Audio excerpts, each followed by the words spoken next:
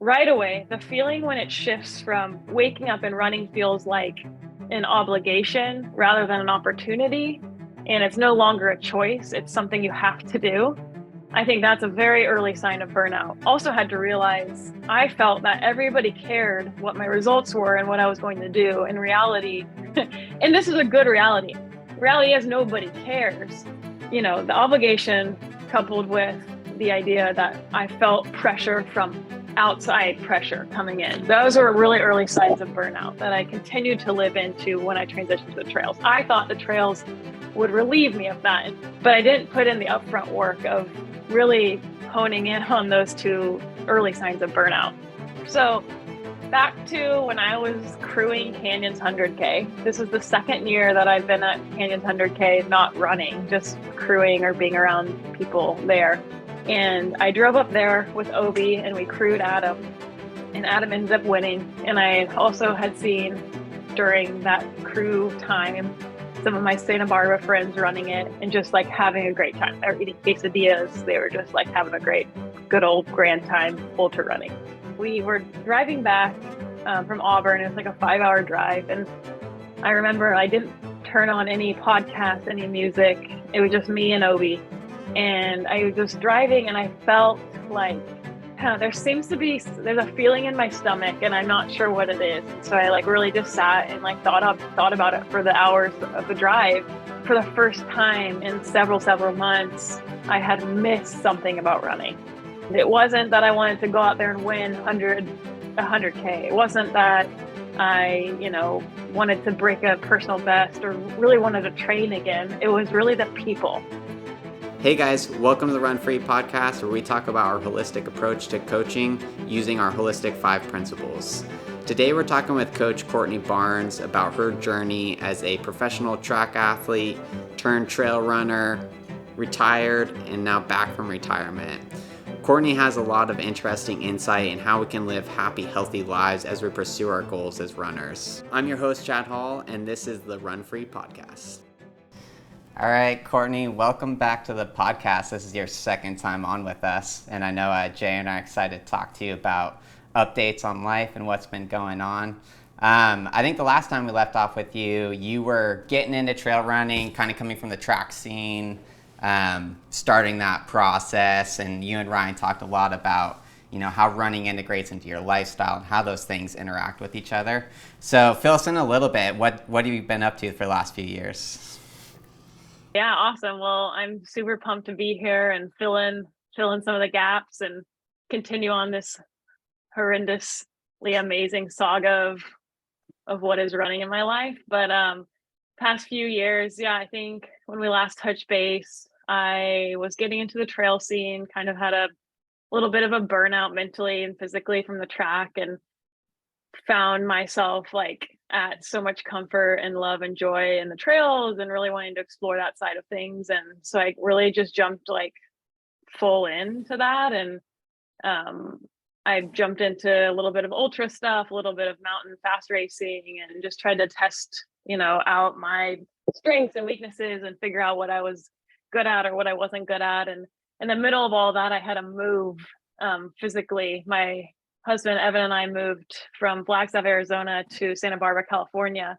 And amidst that move, I was really trying to like keep the grind going and really try to become what I thought I could be in the trail world. And I think as a result of that move and a lot of other varying factors, I tell people now that I went into a soft retirement as a result of that. And we can talk about that more in depth later. But I kind of took a break from running and then got some spark to start running back again about 12, 15-ish weeks ago. So I think the move was a big deal for me in a lot of ways, but has since been really healthy for my running and for my life in general. So yeah, it's a lot to pull from, but here we go. Yeah. So did you go after the racing on the trails pretty significantly? Like, were you racing frequently? Yeah, I did. I just really went all in on training, racing. When I went into the trails too, we had planned on moving to California. And so I picked up a new coach, new training group, new training routine. a lot of things changed at once. All, coupled with me really trying to just, I think, prove myself in the trail world. And I think my entry into the trail world, I was reflecting back this week with some friends as I was running. My entry into the trail world was a little harsh because I put a ton of expectations on myself that weren't realistic and probably set me up for failure long term, which eventually led me to like kind of need to take a break. When I went into the trail world of racing, I went in thinking like, I'm going to prove myself. I want to be the best in the country in this. I know I can be the best in the country. I have a lot of belief in it.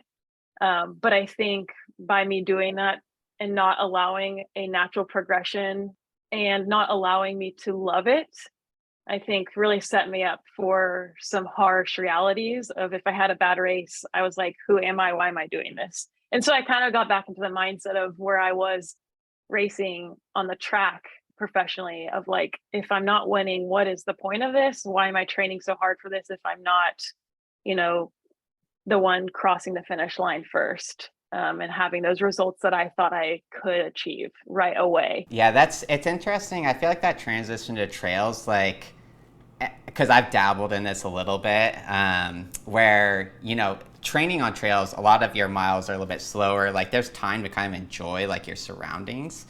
But when you still have that racing aspect, like, you can stay, like you said, in that same mindset as racing on the track, racing on the roads. It's, like, really high performance. And those races, like, I told you a little bit about my experience racing at Speedgoat.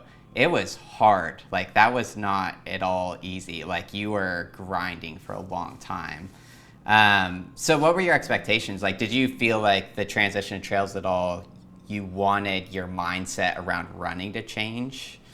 Yeah, I think like my natural progression toward the trails, there was something there. There was something innate that I loved about the training, the community really at large. I felt more at home with, but I think what I didn't check was my mind and my expectations of, you're really switching your athlete mindset when you go from trails to track or track to trails, whatever it is. It's a totally different world. And I thought, well, if I change my training and I'm loving the people I'm around, then the racing's just going to come and I can, essentially have those results that I had on the track right away. It took me 10 years to get those results on the track, and I was expecting to have those results on the trails in 10 weeks, and that just wasn't a reality. And so I think the expectations I gave myself weren't lenient enough and truly weren't setting me up for any sort of success holistically, like really. And I look back at more recent exposure to running and training and re-entering back into racing with a mindset of doing it because you love it, reminding yourself why you got into the sport in the first place, and erasing expectations and starting on a starting line to be healthy mentally and physically, and knowing that you chose to be there and it's an exciting opportunity, rather than approaching a start line and saying, if I don't get top 3 or I don't win, it's a failure and I'm coming away from this and have to figure out what's wrong with me. Does that make sense? Hey, Courtney, I've got a question for you that you mentioned the word burnout. You Mm-hmm. felt like you're burning out on the track. What were some of those, like, it sounds almost like you experienced some burnout, you noticed some signs and some symptoms of burnout, and then you switched modes to go to the trails. And then from what you're saying, it seems like you were almost starting to go back down that path again. So my question is, like, what were the sensations and the feelings that came up that you were like, hey, this is going off the rails. This is not a good path. And then how'd you rein that back in? Yeah, for sure. That's really, you're right on. I think right away, the feeling when it shifts from waking up and running feels like an obligation rather than an opportunity, and it's no longer a choice, it's something you have to do. I think that's a very early sign of burnout. When you wake up and you're like, oh, shoot, I've got to get out the door. I've got to get this done because I told myself I would do it, or because I need to get that result. I think was a really early sign of burnout. And I think I just leaned into that for way too long, and it became something that it was an obligation, and it was something that I was furthering away from the joy and the opportunity and the choice, and rather feeling like, well, I told myself I'm transitioning to trail, and so I have to live up to that, and I have to, you know, really prove myself, which is funny. I think along the lines of the obligation is the idea that other people are watching and care about you.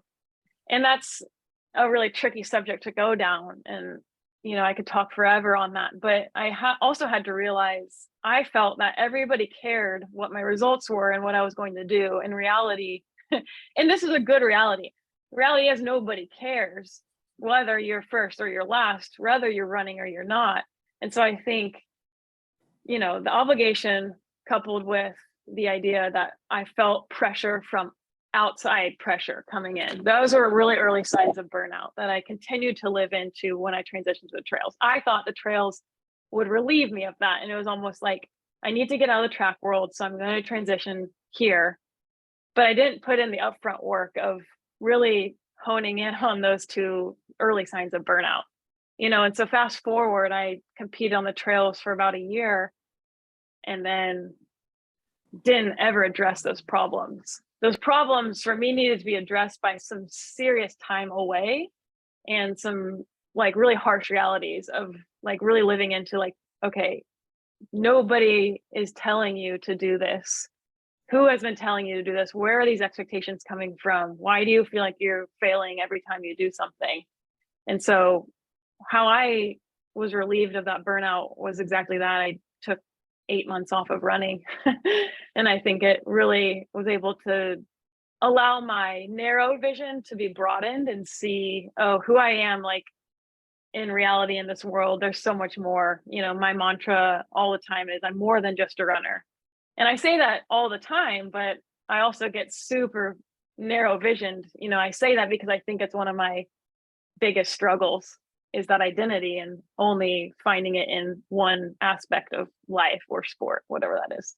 Do you think I've thought about this with myself, where sometimes when things do go well, you almost create this like addiction to that, where you just want to recreate that pattern, right?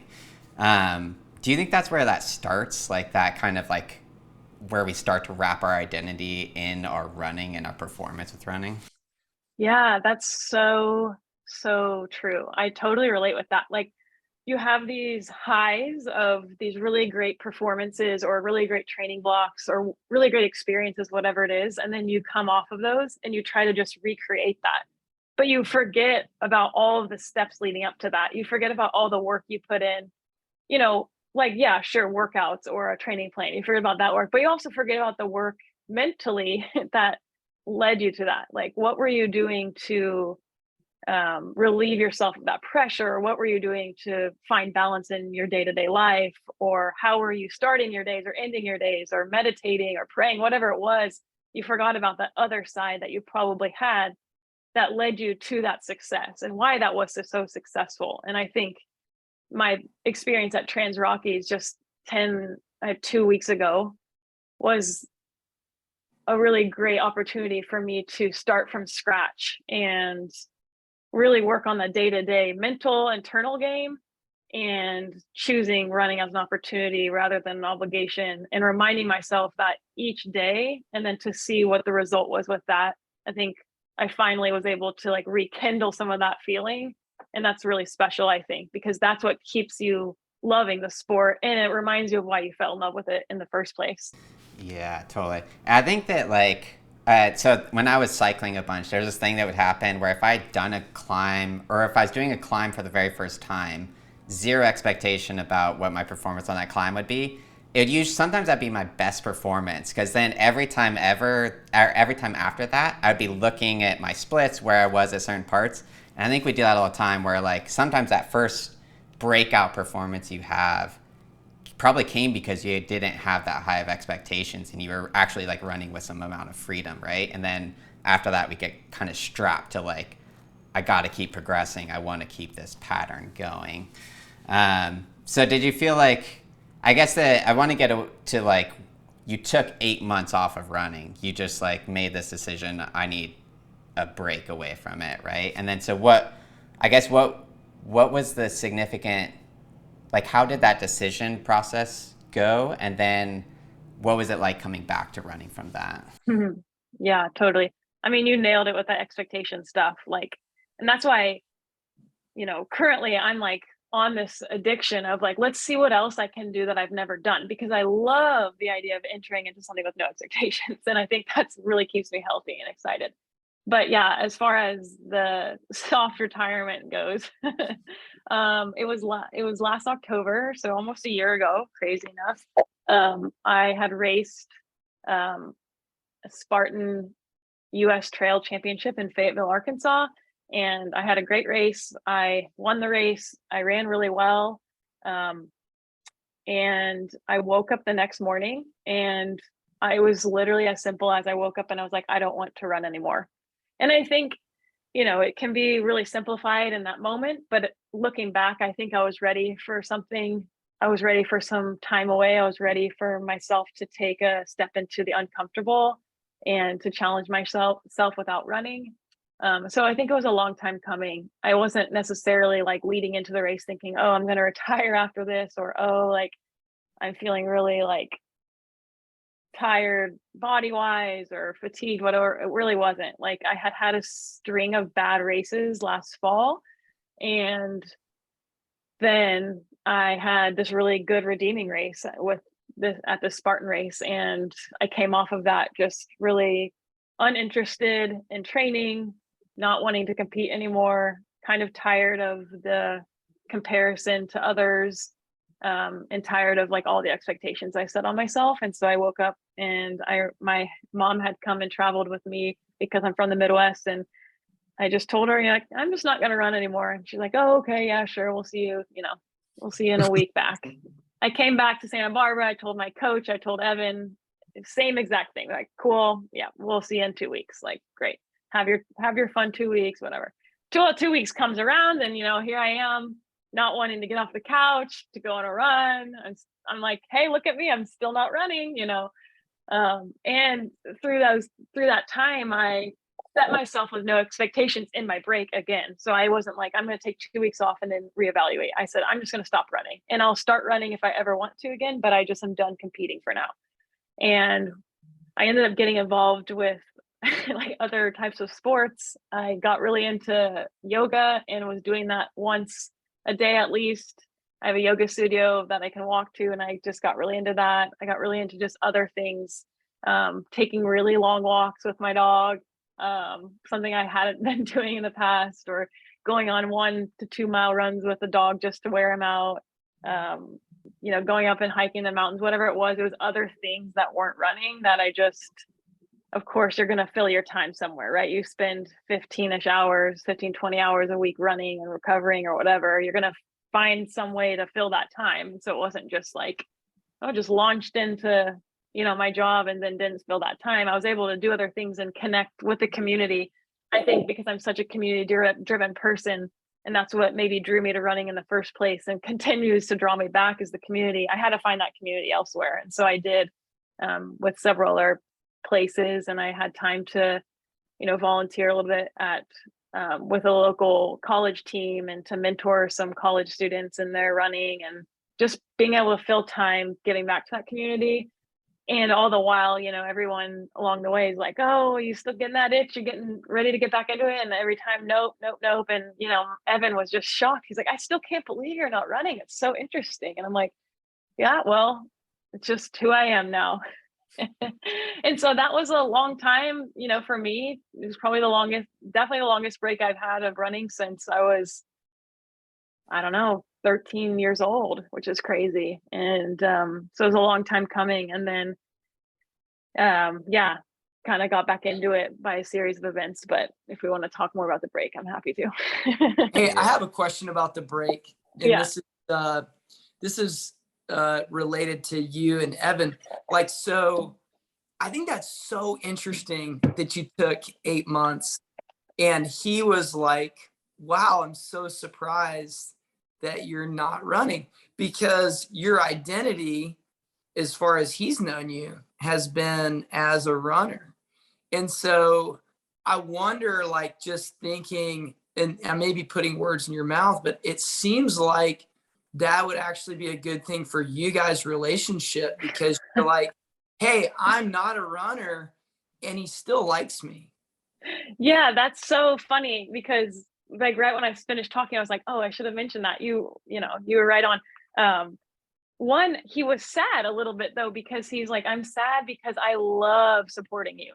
I love being there and watching you finish that. Like, and I was like kind of sad for him. I was like, shoot, should I go back into it so I can make him, because he's the best supporter. I mean, the guy is like number one crew for anyone. I mean, he crewed the Western States winners the past 2 years. He's just so good at supporting. And so, yeah, I did feel like he was a little sad with that. But in turn, I was like telling my friends during this time, and, we were talking about it. I was like, we are living a different life. You don't have to wait around for me on a Saturday to finish my 5-hour run in the mountains. Let's go and do things. And I don't have to worry about anything. Let's like live this new level version of our relationship, which is so funny. So we had a lot of fun with that, of just like, having more time to spend together, and not me having to go to, or really being tired all the time going to bed or waking up. I mean, it's just like when you run and you train, it's a lot of sacrifice on yourself, but on your family or whoever you're with, your partner, whoever, because it's a lot of time. And, as they love it and support it. Evan loves it, supports it all the way through, but also it takes a toll on relationally too. So it was cool to have that extra energy to, do whatever we wanted to do that weekend, or, have weekends free. I remember thinking, oh my gosh, I have like Saturday and Sunday free. Like, what do people do on the weekends that aren't training? So I love that answer for a couple reasons. One is, my wife and I have done some similar things over the years where we were just like, hey, let's not run both of us, because we both run. Let's not run both of us for a couple weeks, and we'll stay up late till like midnight. Ooh, midnight. And we'll watch a movie, like stuff we never do. And that's so fun to experience that.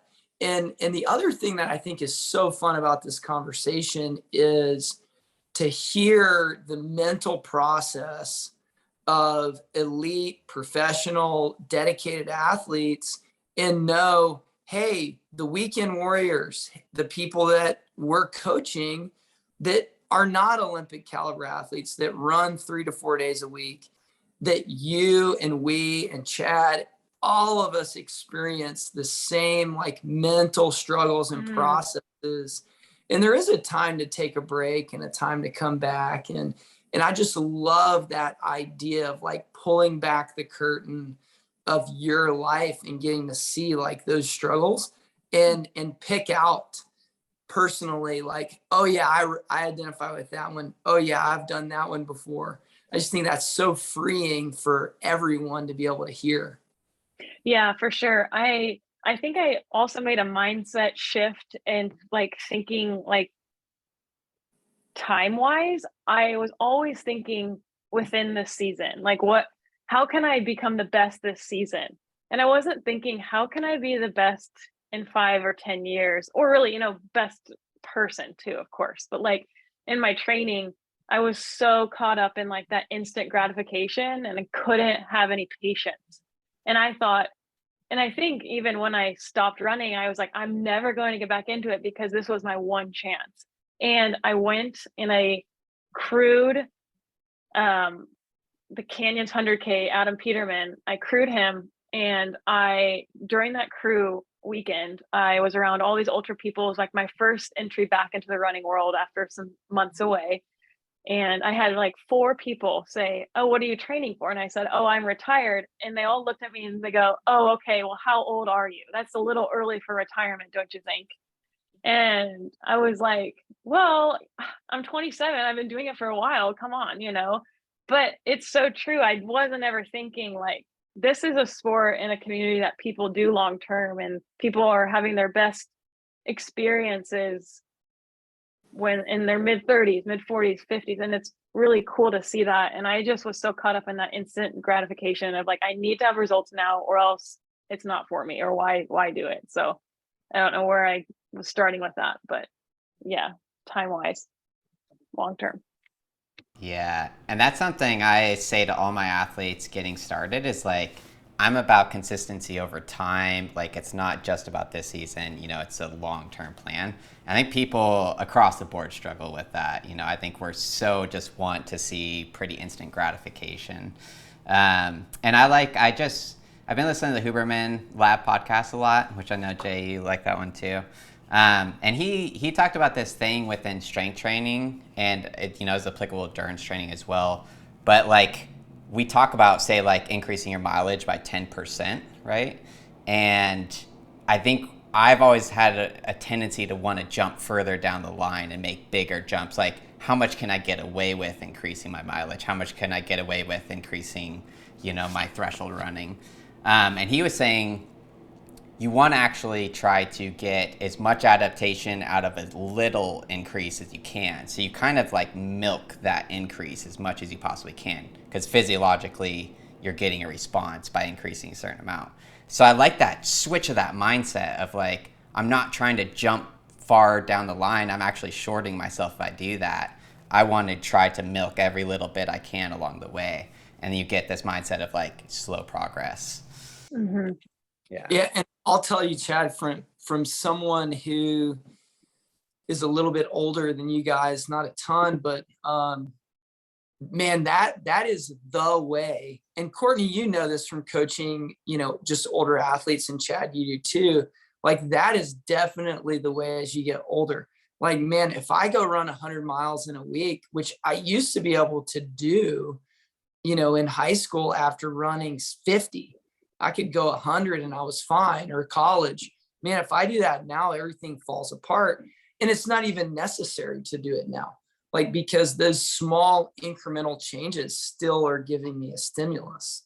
So I love that. I love that idea for longevity, and also and it really applies good to younger athletes too, because then you don't skip development steps. Yeah. So it really does apply across the board. But we all do admit that most athletes that have some success have made some successful jumps that didn't hurt them, that were significant. Yeah, which sometimes that's like the accumulation of training that you didn't necessarily see that big jump, and for whatever reason, it just catches up with you, and you get the benefits of all of that. But Courtney, in thinking about like this whole time away, like for one, I guess I'd like to say that's impressive to me to do that, because I feel like it takes a certain amount of bravery to just leave the thing that and I feel like there's been times, I kind of did that a little bit, jumping into cycling and triathlon stuff, but to do it completely, I think it's a braver way of going about it. But I think that probably a lot of our athletes who live more normal lives, who look at elites, maybe don't understand how intensive that lifestyle is sometimes. So you kind of took this break that I think is more similar to how their lives are, where they have people they interact with who are not runners, right? Because I feel like you were in Flagstaff. It's like the mecca of running. Like, I know you said the community was big to you. Was it also overwhelming to be so immersed in that? Yeah, for sure. And I think moving to Santa Barbara was a recalibration of like entering into reality. Flagstaff is great in a lot of ways, but it is, for some athletes, it's like a dream world and a dreamscape that you can escape kind of reality and like put your nose down and grind with the best of the best. And you live in this like world that really isn't reflected anywhere else. Like, maybe you get little pockets of it in Boulder or, Bend or something, but, like moving to Santa Barbara, where the running, I'd say, is arguably just as good, if not better. It's obviously not elevation. But the community is so different. And this town can't foster a professional community because of just several reasons. One being it's just super expensive. And what that means, though, is the community here, everybody works, is everybody's really just kind of in reality, right? And so I think moving, graduating from grad school, getting into the real world, starting to work a job that was, full-time work, I had a big like leveling up I needed to do if I wanted to still do the running and the working, and supporting our lives here. And so there was a big calibration, I think, learning how to do that. And I think the breakaway helped me, but also I think the people in Santa Barbara helped me be able to take that step, because I was like, oh, it doesn't really matter. Nobody here knows me as a runner. And so I think that was really easy to transition out of really quickly, because the people we were meeting here in our community, I didn't ever present myself, oh, I'm a runner, like that's what I do. I was kind of like kept it on the back burner. I'd go to these races and people would kind of figure it out because Evan would go around and tell people, which love that. But I tried to like kind of put in the background because I was wanting to just be part of the community and not be associated with running for the first time in my whole life. And so taking that step away, I think I was really supported of the community here, because I would sit down with my friends and be like, yeah, I'm not going to run anymore. They're like, oh, okay, cool. Where it's like, maybe if I was in Flagstaff and I was meeting with my training partners, I was like, I'm not going to run anymore. They'd be like, oh, like, and I love them for that. But like these people here wouldn't know me for that and wouldn't care and didn't care. And so that was really helpful in my transition out. And now they're all like, wait a second, you just ran this huge race and wait, who are you? I'm like, oh gosh. So let's circle back a little bit, because I think there's obviously like, and that we all experience, I think, all these outside environment and factors that sometimes mess up this like genuine love of what we're doing. So like, what was the genesis? Like, I had such a different entry into running, right? Like, Ryan's just killing it. It's pretty obvious that this is a good route for me to go down. I'm always interested, like, how did other people find this thing, that we all love to do? What was your entry into running, and kind of what was it that you enjoyed about it? What was it that you loved about it? Yeah, it's interesting. I was reflecting on that question because, my parents were runners. And so I kind of knew that I was good at this sport growing up. I was highly athletic as a child, doing soccer, all the time, doing track, whatever it was. And so I knew I wanted to do running in high school and make it kind of something that I wanted to put my mind to and see. I didn't go out thinking, oh, I'm going to be super good at this and make it into college or run professionally. I was never a child that was like, I want to be an Olympian. And I never actually have had the dream to be an Olympian to this day, which kind of sets me off from majority of the track runners, which is probably why I didn't make it very far in the track world. But I think I really started taking it seriously because of the people. And it's interesting because the community, I think, really drew me in and made me take it seriously. And the community helped me develop a belief that I could be really good at it and really take it seriously. And then I think out of the pure love for the sport, I think that was developed through that. I don't think pure love of the sport got me into it, which might be like really touchy for some people, be like, why would you do it if you didn't love it? Like, I think it was the people that drew me in, and then through time the people kept me there, and the people showed me why you should love a sport like this, or why it's so special. And that is part of the love, is the people. And so I think that's kind of how I got involved with running in a weird way. Yeah, I think that's super cool. And honestly, it's what impresses me about the more like general runner is like a lot of runners that come to our camps, that we coach, they're involved with running clubs. Like, that's a huge component for them. And I think sometimes as elites, like, we don't get that right. We're so like, this is my program, I got to hit my program. And we kind of sacrifice the social interaction that comes with maybe being a little bit more flexible with things. So I think that's actually really cool that you got into it for that reason.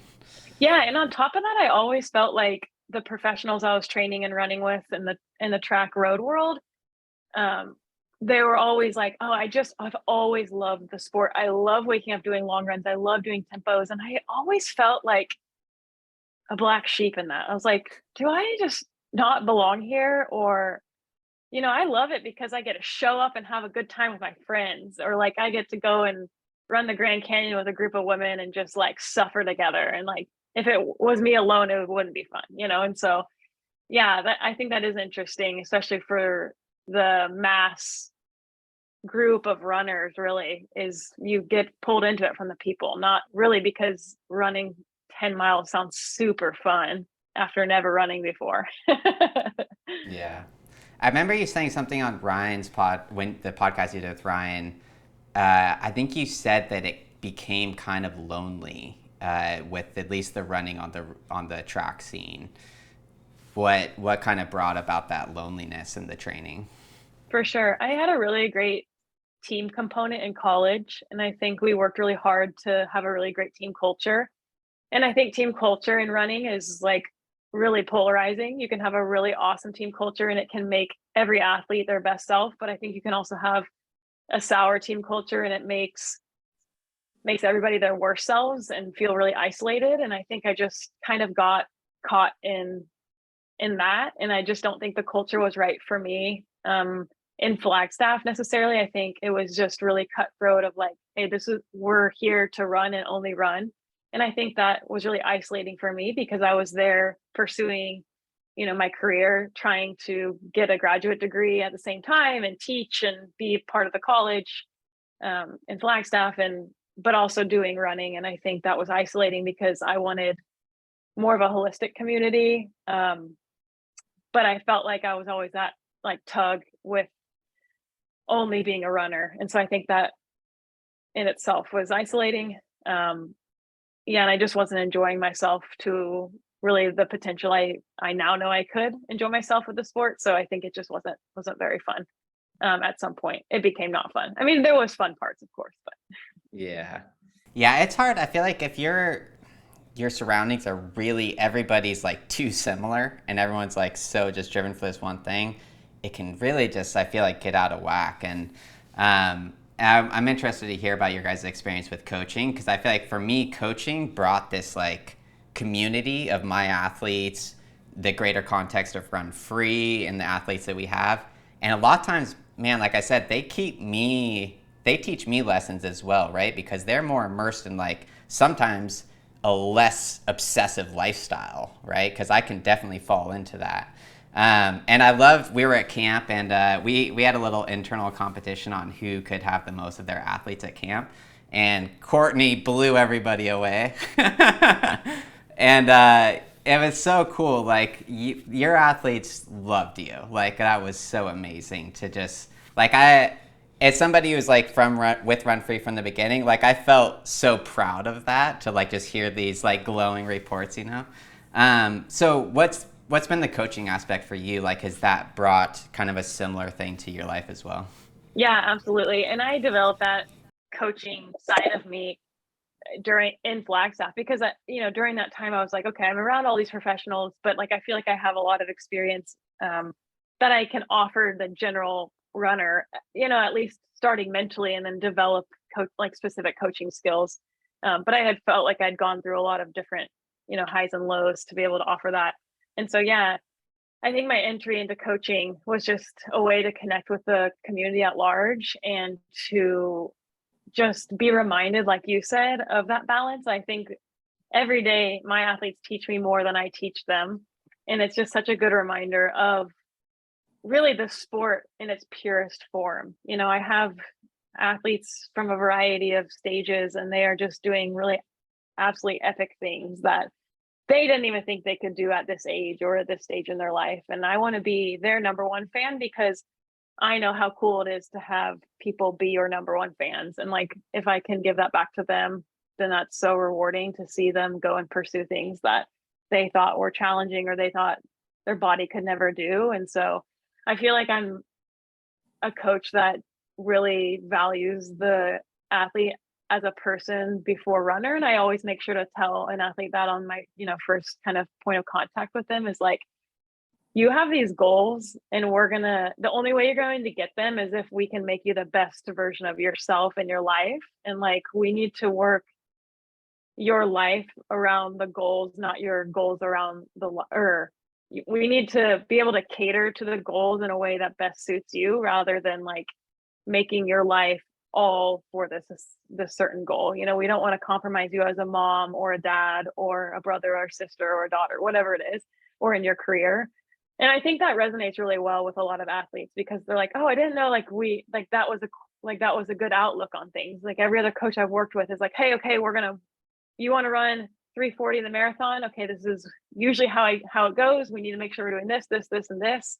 And yeah, of course, you need to have benchmarks and there's a way to achieve certain goals, but I like to approach it in that really holistic sense of like, we need to make sure you're loving it each day because I know how painful it can be if you don't. Yeah, I think sounds like you must have had some really good coaches in your past, because I feel like I've had some great coaches too. And you get that feeling when your coach says, man, I'm so proud of your effort. You did such a great job. You get that awesome feeling. And that's part of, I think, the fuel for me anyway, to want to give that feeling to someone else and be like, I'm so proud of your workout. You crushed it today. You're going to race really, really well. And then they do race well, and you get to encourage them again. Like that's that, like you feel it and you can't help but want to coach others to feel the same thing. Yeah, I agree. I've had some really great coaches, but I also will say I've had some hard coaching relationships. And I think that's also formed me that way because I can see what the opposite does to you as an individual. Somebody that's not your number one fan, somebody that, might miss some of that emotional contact or that emotional connection. And being a result of that and seeing how I perform and how I think about myself, how I compare is just like a really rotten route to go down as an athlete. And I want to like save as many people from having that relationship, that like inaccurate relationship with a coach, as I can. And so I think it's a mix of having some really good coaches, but also like having some maybe not so good coaches that have really helped form me. And not that I will look back with any bitterness. I look back and say all of that is a result of my experiences. And now I can take those experiences and make them better for other people. Yeah, for sure. And that's what I love about kind of our approach, right? Is that we have this super long questionnaire, but we get the whole context of this person and like what role does running play in your life? Because like with a lot of my athletes, it's like I care about their goal because they care about their goal, right? Like it's not making a massive difference to me, if they break 3 hours in the marathon or not, but I know it makes a massive difference to them. But it's like, what is that balance of like, what is this adding to your life and not letting it ever take away from your life, right? Because it certainly can if you let it get out of hand. And I think that's why it's so great that you've had the experiences you've had, because you help people steer away from doing that. Yeah, absolutely. I always say on my first point of contact with a coach, or with an athlete, running should be only an addition to your life. It should never take away anything. And so if it at any point starts to take something away, then we need to have a conversation about that, Okay, so I'm going to present you guys with a little scenario, and then I think we can you guys can each give me your answer. You can run as much or as little as you want, but no one can see the statistics of any of your runs. You can't tell anyone about it, and you can't know how fast anyone else can run. Essentially, you only can compare yourself to yourself. Do you still run? What does that running look like? So Courtney, we'll let you go first. Yeah, that's awesome. I love that. I love that because I think that is what I was trying to rein in for this last few months of training for this big event that I just did. Was I took away all workouts. I didn't even make a training plan. I had no coach. I just woke up and I wanted to run with people and be on my feet. And I tried to stay away from the data, and I did not know who was going to run the race. And I think that was really healthy because I think in today's day and age, we have so many points of data you can get really wrapped up in. And a lot of that data is really great. And I love that. I'm like a huge data person. It's like what I do for my job. But I think at some point that data can cross the line to really push you into this world of comparison and can really be oppressive to a lot of your internal game, because I'm always somebody that says I can race way above my training. So I can train, but once I'm on the line, I'm a competitor and I want to really like enjoy that competition, because I think that's a really big strength of mine. My strength isn't in training, but a lot of people's is in training. And so there's a lot of strengths and weaknesses, and everybody has a different profile of strengths and weaknesses. So what is the point of comparing those profiles against each other? It's going to be a zero sum game, because really it brings in that holistic 5 approach of there's so much more than just the training that's going to get you your goals or whatever it is across that finish line.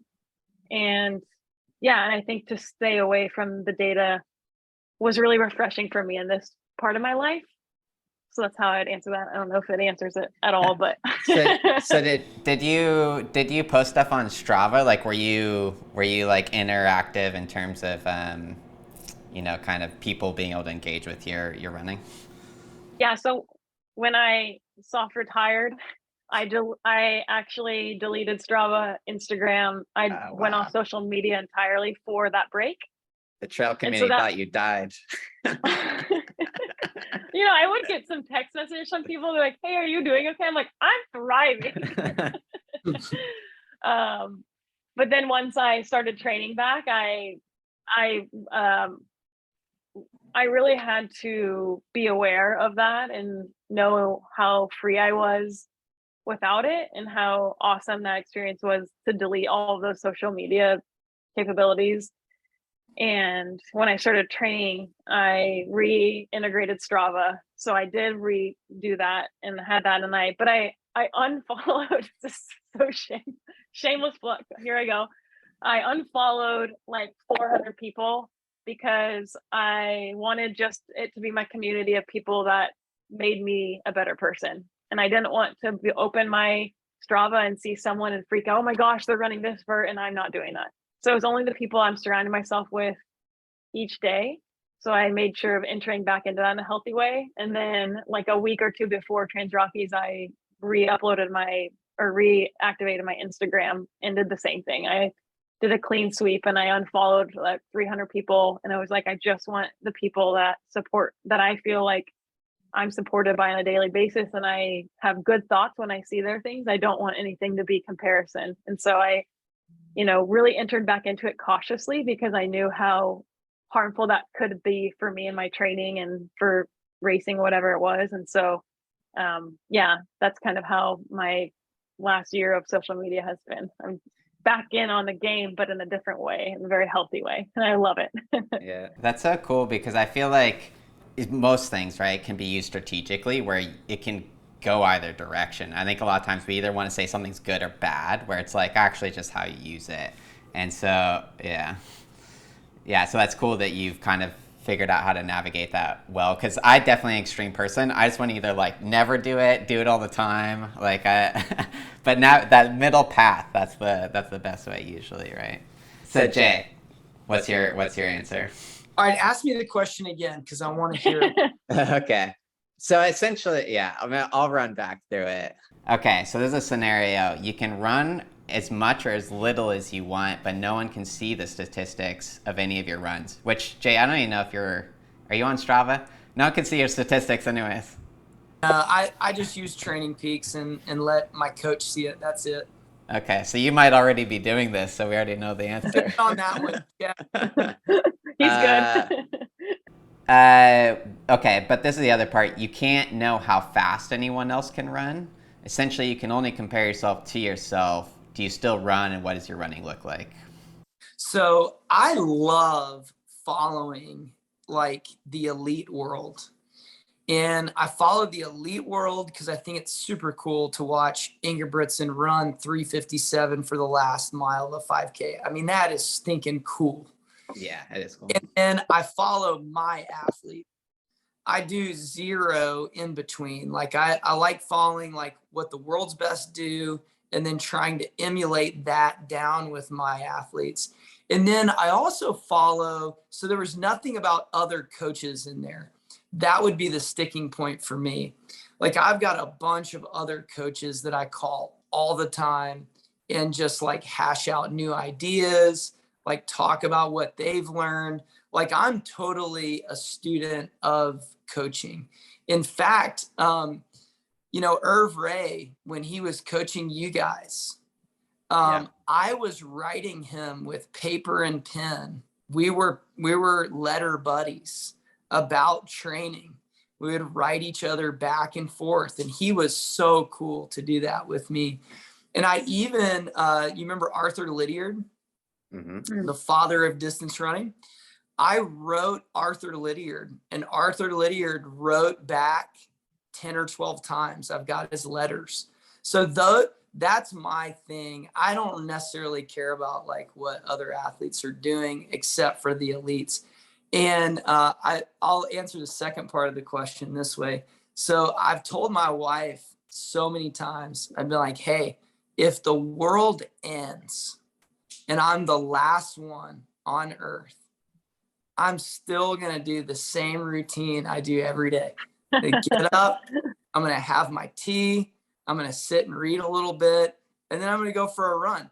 At this point for me, I've worked through some of, and not always spot on, right? Some days I struggle with, I'm not going to run, and some days I just don't.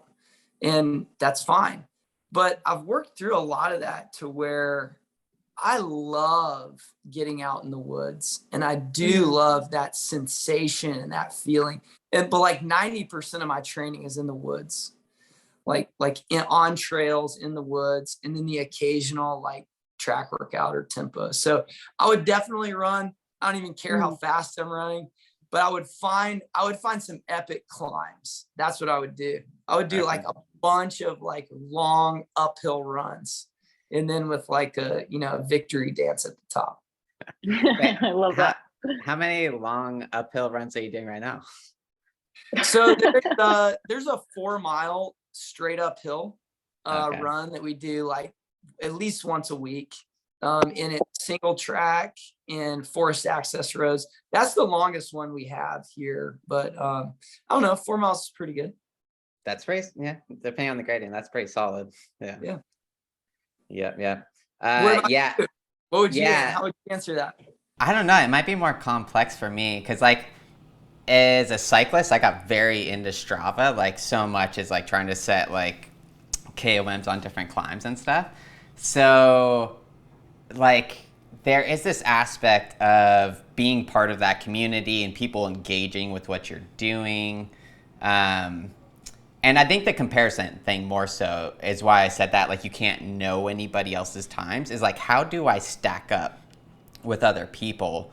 Or if I'm, and we talked about this a little bit on the podcast with Ryan too, just the sensation of running and the sensation of running fast. And Jay, you were like, it's not that much different running a 5K now. I still feel fast versus, running 2 minutes slower than my 5K PR. So like, do I love that sensation by itself and the experience of running?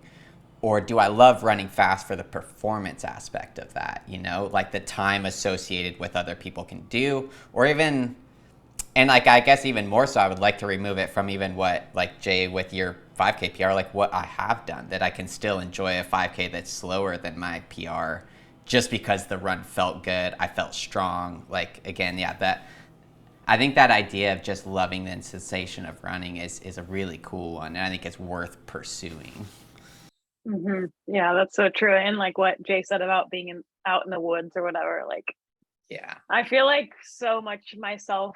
I feel like I come alive when I'm out in the mountains or out on trails. I just am my uber self. And so, that sensation's so cool. I had somebody ask me a couple weeks ago, they're like, so are you so excited you never have to run a 30-second 200 again in your life? And I was like, that's an interesting question. But the answer is no. I love the feeling of running fast. So on like a flat track, that's amazing too. Just as amazing as it is playing in the mountains, so that sensation is absolutely epic too. I love that. Yeah, totally.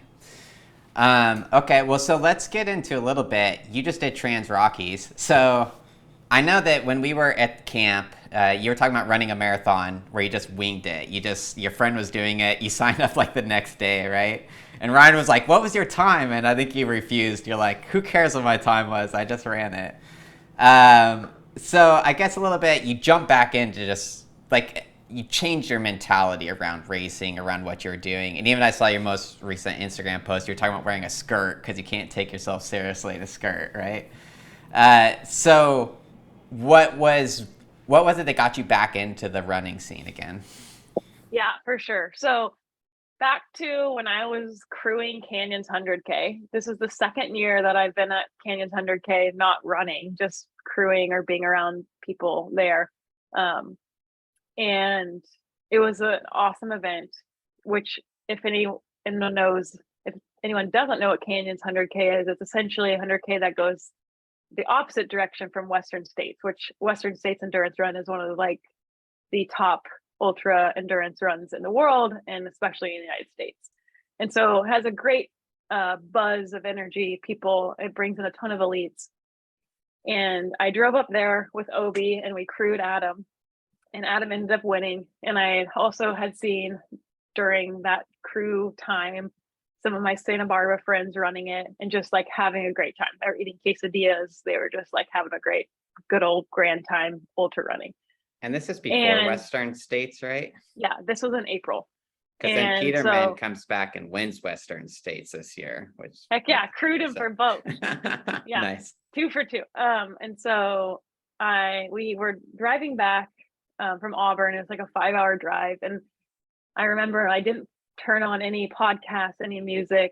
It was just me and Obi, and I was just driving, and I felt like there were people that asked like, "Oh, you trained for anything?" No, whatever. I retired. Oh, you're so young. Okay, great, whatever.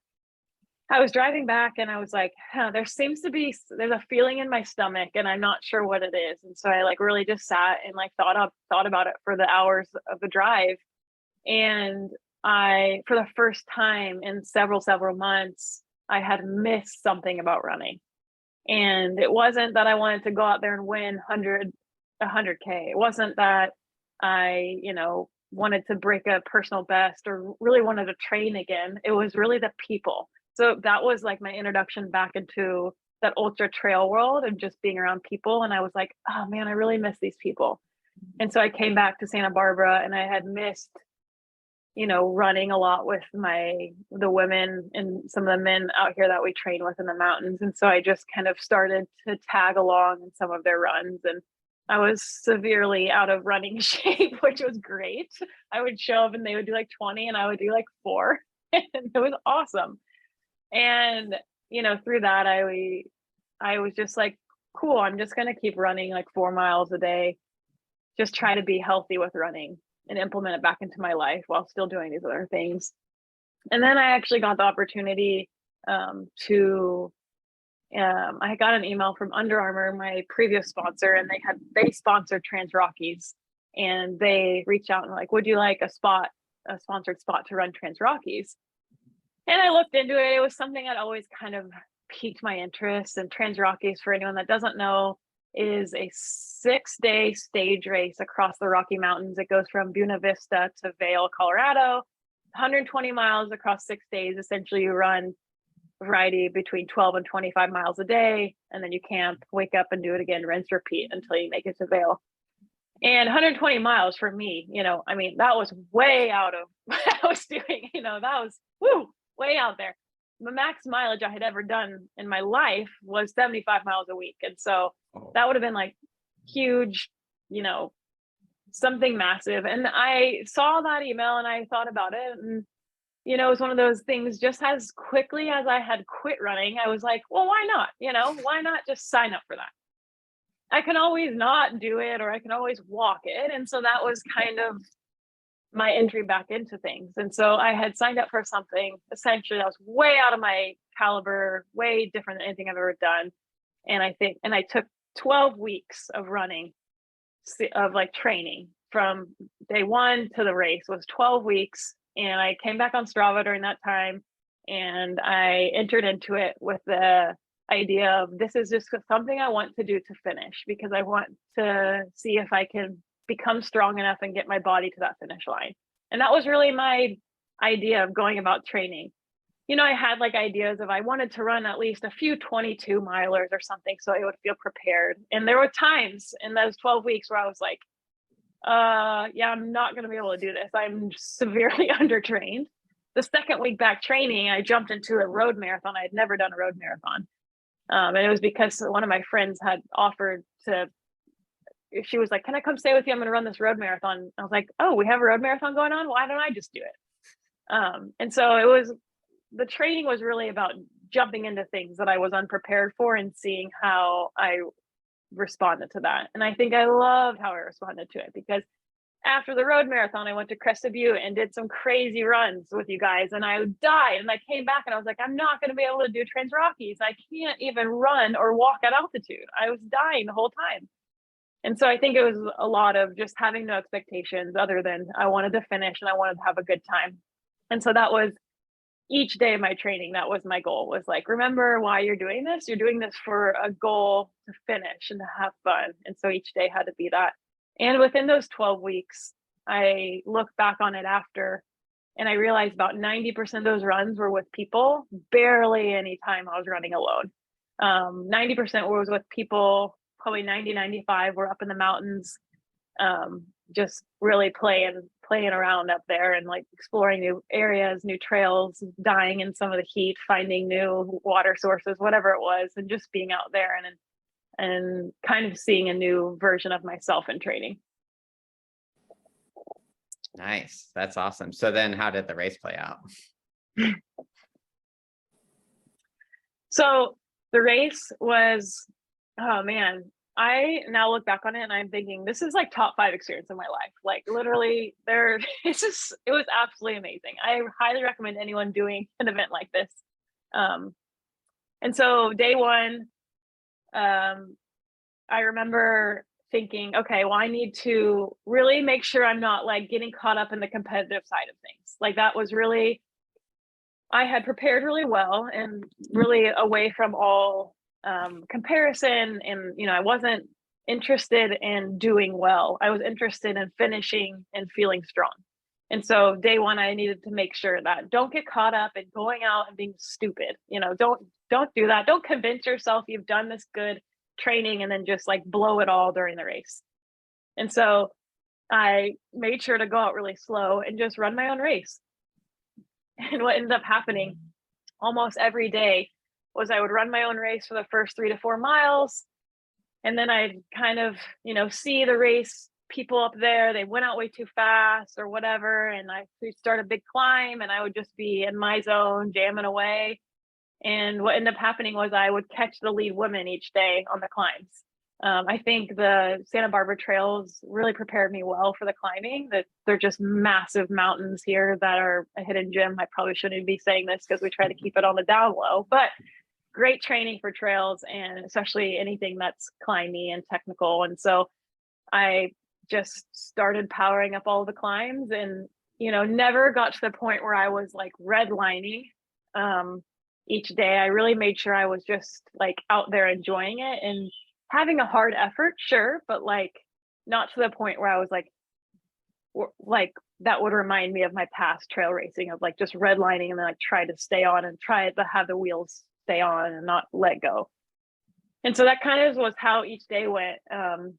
The first few miles of each day, I really tried to remember my training. And I was talking to a friend in Santa Barbara before I'd left, and she was talking about how each day on her walks, she holds space for a certain person in her life or a certain group of people and just allows like 10 to 15 minutes to really focus on those people and like kind of thank them, just give them space, energy, whatever it is.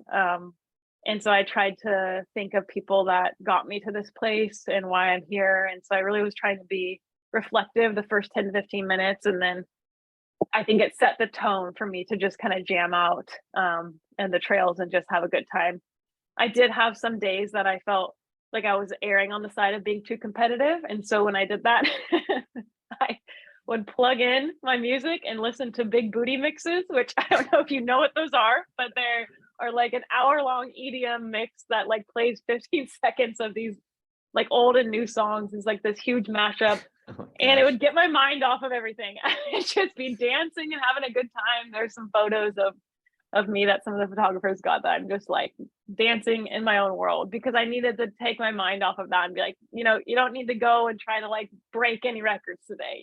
You're here for for, the journey you're on. So Were you yeah. paying attention to your placing at all overall throughout the race? Yeah. So what ended up happening was I won the first 2 stages, which was great. I mean, I didn't, I had people texting and calling like, "Oh, okay, here you are, just out here sandbagging." I'm like, "No, I'm literally like, I'm not trying. I'm trying, but I'm not trying to go and win and like prove it to anyone. I'm just Sandbag the wind. I like it. sandbagging." And so I was in the lead the first 2 days. Day 3 was in Leadville, and we woke up. We slept at 10,500 feet. I woke up and I felt super nauseous because I'd probably eaten too many Pop-Tarts the day before, and I tried to shove down Pop-Tarts before. And what ended up happening was I was just puking and rallying for the first 15 miles. It was a 25-mile day. Oh, So I got man. to the point where it was like literally mid mileage of the whole week. And I was throwing a pity party, and I was like, I literally am trying to find a way that I can just take a flight back to Santa Barbara. I got to the point where I was like really suffering and having just those moments of like, okay, this is why it's really hard. And I stopped at the aid station and I chugged probably a liter of ginger ale, ate a ton of watermelon. And at that point I decided, I was like, you didn't come out here for butterflies and roses. You came out here for this feeling. You came out here to fight through this feeling and to be, back in that suffering. Cause that's the rewarding part, is when you can get to that space and be like, I'm going to do it. I'm going to rally and finish. And so I like had a little bit of a pity party, and then was able to like finish out the day. And so I lost my lead on day 3. And I think that was really healthy and helpful, because I was like, sweet, I have no expectations now, and I'm like, okay, but you haven't had expectations until like for some reason now you're the lead and you feel like you need to like continue to win. It's But it was hard a good, not to. yeah, it was a If you good. find yourself there, you're like, how do I not? I've had I so many thoughts where know. like this, like racing where I'm like, this sucks, but I'm leading. I can't drop out in the lead. Yeah, I know, it's crazy. And so it was really good, I think, reality check of like, okay, now you're not in the lead, so just recalibrate. Here we go, back in. You have 3 more long days. And the last 3 days were beautiful. I just got back into that mindset and jammed out and had a good time, and got to run with some really cool people, and had a little bit more puking and rallying, but ended up being able to hold off on the win by the last day. And it was just, yeah, it was amazingly emotional, and like high highs with low lows, just to be an awesome experience. So is that race like the tour where everybody starts together every day and you bank time if you're ahead? And yeah, okay. Yep. That's pretty Yep. cool. Yeah. Yeah. Well, first off, congratulations, because that's like having dabbled in the trails, like I kind of can't imagine like that's just coming back day to day, like having your legs beat up like that. And then, I mean, altitude, especially altitude, hills, trying to eat and keep up with calorie intake, like stomach issues get real. So that must have been brutal. Yeah, I'm not the one to talk about running nutrition. Don't even ask me, because I was not able to take in more than 200, 300 calories each run. And these runs were like 4 hours. So I think what saved me though, and what is worth mentioning, is I wasn't able to ingest much calories or take anything. I was battling nauseousness for a lot of it. But as soon as I crossed the finish line to the time I went to bed, I was never without calories in my mouth, whether it was ginger ale or Pop-Tarts or mix of both. Yeah, I think I backloaded calories so much that I woke up the next day, each day, and felt actually better each day. I think my soreness went away from day 1 to day 6. After the finish, the next day I woke up, my body was fine, which is wild. Like our bodies can do amazing things, especially when you fuel them well and when you give them what they need to recover. And so I think that was like really key. And I've been like telling all of my friends around here, I'm like, I don't know how that happened, but if you can't get the nutrition in during the race, for some reason, get it in after and continue to get it in, because your body will use that. I don't recommend what I did during the running, but Yeah.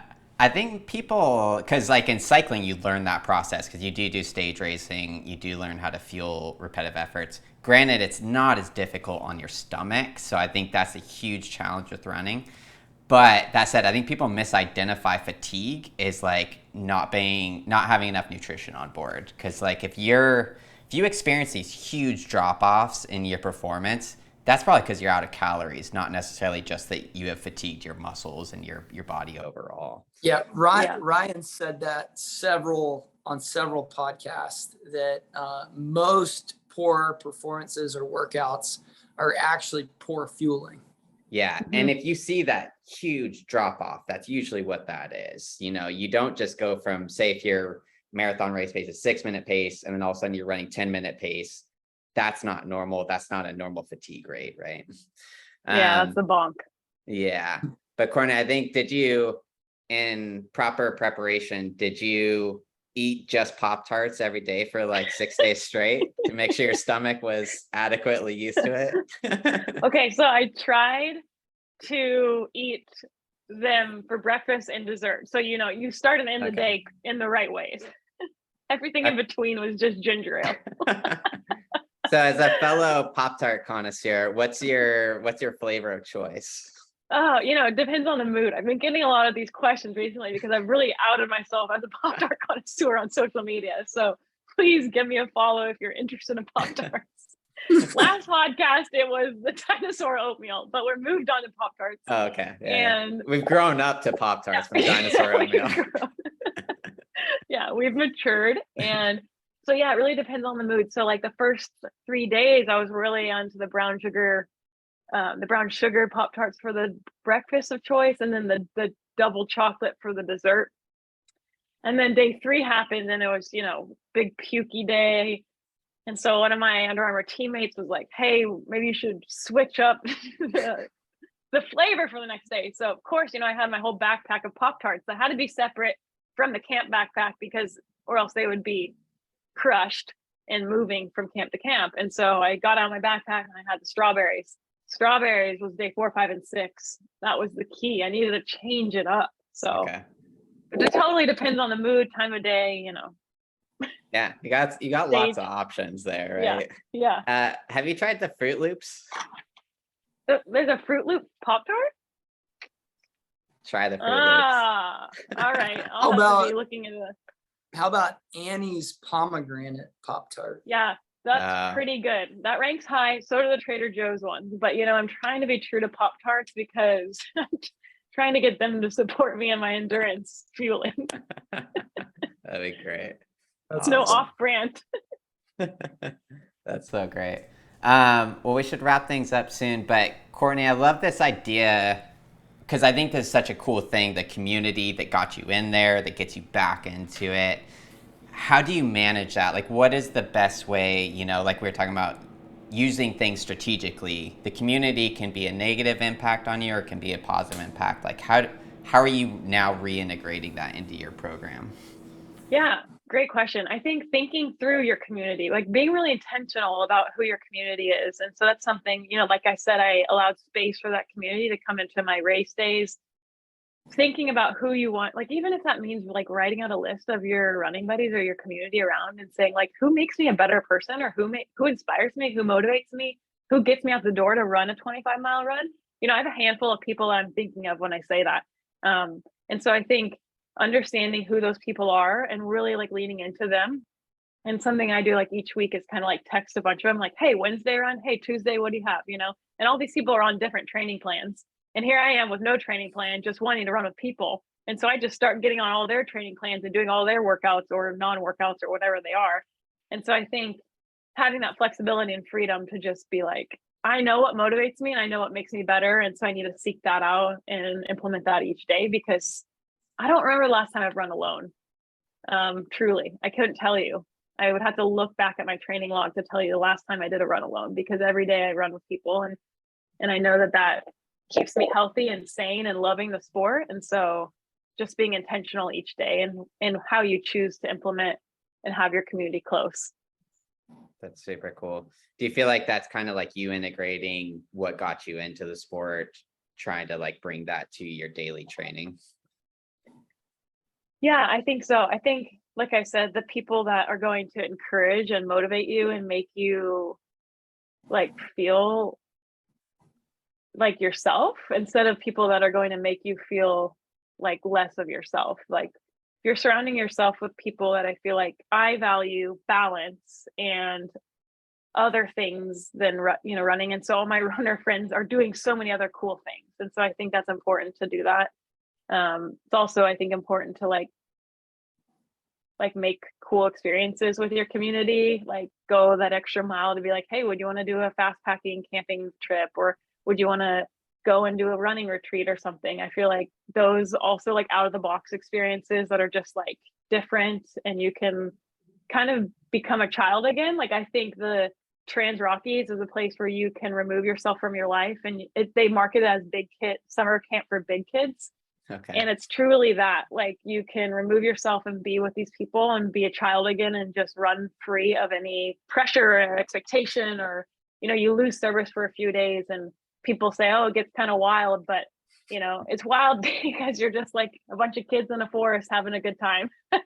Yeah. So yeah, finding those experiences I feel like have been helpful. And that's kind of what got me into like running in general, but the trail world. And so, yeah, following those people and those experiences. Yeah, that's super cool. So do you feel like now you've integrated into this new community in Santa Barbara? So I think that's a cool thing that you can do that, where maybe trail runners are a little bit more adventurous to go out, like you're saying, do like a trail running trip, right? What do you incorporate that at all into like your athletes? Like what would be your suggestion to people in terms of like keeping things fresh, integrating some of that stuff? For sure. Yeah, I feel like a lot of my athletes, they have encouraged me to think this way too. And so then I further encourage them of like finding, one of my athletes is in Iceland on a running retreat right now, and they just run 8 to 10 miles a day across Iceland and have like this expedition van. Like that's cool. Not that everyone needs to go to Iceland to do expedition van, but like, I had a lot of athletes come to camp this past summer, and I think like camp opportunities are really cool. And every one of them after was so inspired and motivated to go out and get new goals this fall. And so there's something about removing yourself, I think, from the normal routine and placing yourself in an opportunity to be where your mind can be expanded and challenged, and your body can also be expanded and challenged in ways that you aren't used to. And I think people come off of those experiences and those opportunities and are like, whoa, okay, I can go and do this, or I want to go and do this. And so I feel like I saw that personally with camp this year, and my athletes that came, I think I had like 6 of them, and all of them are like super inspired to go hit some awesome stuff this fall. And they're like right on track doing that. And so, whether or not you can like go up and leave your life and go to a camp or an expedition or whatever, even something small of like finding a community group that meets every Friday and does a run and coffee, just like getting yourself in those situations that sometimes are a bit uncomfortable to get yourself into, but they're so rewarding. And so I always recommend my athletes to be involved with their running community, whether it's through the running store or a timing company, whatever. There's always stuff going on that you can get yourself involved with. Yeah, I think that's cool because I think we become such creatures of habit as runners, right? So like break the routine every so often, right? And I think it allows you to somewhat take a look back at what you have been doing and maybe make some changes. Yeah, and even like some of my athletes that have families that are just going on family trips, and they're like, I have some really cool opportunities to go run trails, and they're a road runner. I'm like, go do that. I'm not going to write you training other than go and run each day, and they come back feeling excited and inspired. So I think you can even implement it into other ways that aren't just like, I'm going to leave myself, Yeah. I think one of the little nuggets that kind of goes along with like finding that rejuvenation and like rekindling your energy is self-talk and asking yourself good questions at the start of the day. And that's one of the habits I've gotten into. And one of my favorites, I think I recharge in 2 ways. And Courtney, it sounds you're similar. I recharge with other people that like I enjoy being around, but I also recharge with new venues. So like I think of a new venue, like even if the run's not as good of a run, I still like driving 20 minutes and exploring a new trail. And so those are the questions I try to ask myself every day is is there a place that if I went and ran, it would make me come alive? Like, that's a great question, because there's probably like this little niche of a run that you haven't done for years and you have some nostalgia. You can go back and like recharge. Or is there someone I want to reconnect with that I could run with, even if they're slower than me or faster? Like, just sacrifice the day.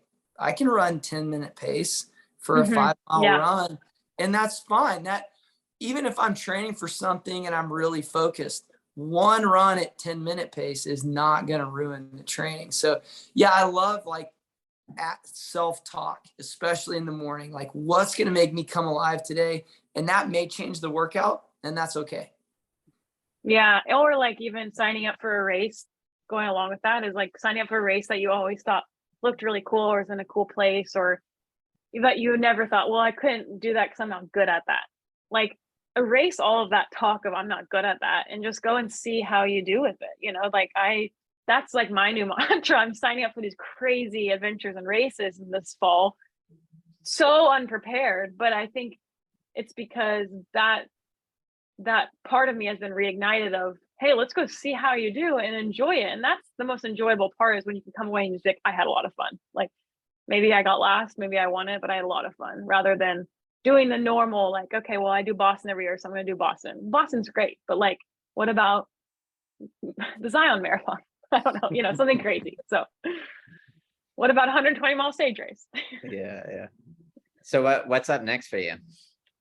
Well, just going off typical Courtney fashion, I signed up for a 50K on Saturday, just so This unprepared. Yeah, a couple days. Yeah, great. Which one is that one? The Bulldog 50K in Malibu. Okay. Again, I did it because one of my running buddies is going there and running the 25K. She's like, you want to come with me? She's like, maybe the race director will give you an entry. Well, here I am. I have an Nice. entry. So yeah, doing more things like that are just like, I'm doing it for fun. It's going to be freaking hot and long, but I'm going to do it because it's awesome. My big goal race that I'm thinking about doing is the UTMB Puerto Vallarta race in Mexico. Oh, wow. Big jungle run. So there's a 50K and a 100K, and I'm toying with the idea of doing something crazy in the 100K. Like, Wow. Yeah. So that'd be a lot, but I think it sounds fun. So just seeking experiences that sound fun, challenging, and out of my kind of wheelhouse. Yeah. We race so much in our wheelhouse, but why don't we race outside of it? It's so funny. That's a saying. Like, why don't race? Oh, well, it's in your wheelhouse, so you should do that. Like, that's great, but what about the stuff that's not in your wheelhouse? How do you know you're not good at that until you try? Yeah. So in all these challenges that Ryan has done, he said something in this last one they did where he said he wanted to come to the end of himself. And it's kind of like, and anybody who's been to that state of like pure exhaustion, there's this sort of like submission that happens where you kind of let go of yourself. Do you find that in these races? Like, what is it that draws you to these, like, 120 miles over 6 days? You went through some crazy times there. Maybe doing 100K, you're going to go through some periods of times that are going to get rough. Like, what is that like for you? What draws you to that? Yeah, 100%. Like, finding like the limit of yourself and really reaching into that pocket that isn't ever reached into in training. We're so calculated in our training so often that we don't allow ourselves to go there. I think that's really important, especially for me right now. And it's almost like finding strength and weakness. So it's like being so far exhausted and so far gone, but being so in touch with your humanity, like your reality. Like, I'm in this body and it's hurting and I have to get this body and these bones 10 more miles. I think that's in the moment the hardest, but coming out of that, it's the most rewarding feeling. So euphoric in so many ways, to look back and be like, I was able to somehow suffer in each of those moments, each of those steps, and be so present and get myself to that finish was just, it's so cool. And I feel like it's reaching into your humanness and reality more than anything else. And maybe that's just me as an adventure and adrenaline junkie, but that's my hot take. So I have a would you rather. that I think we should just think about and not answer, and maybe we'll answer it in a later podcast. Okay. So would you rather have the world record but never win another race again? Or would you rather never get the world record no matter what you do, but you win every race that you run the rest of your life? So I feel like that's so we'll consider this until the next podcast episode. Yeah, Okay. let's save it. So, I think I need to come back on as a host then. Yeah. Wait,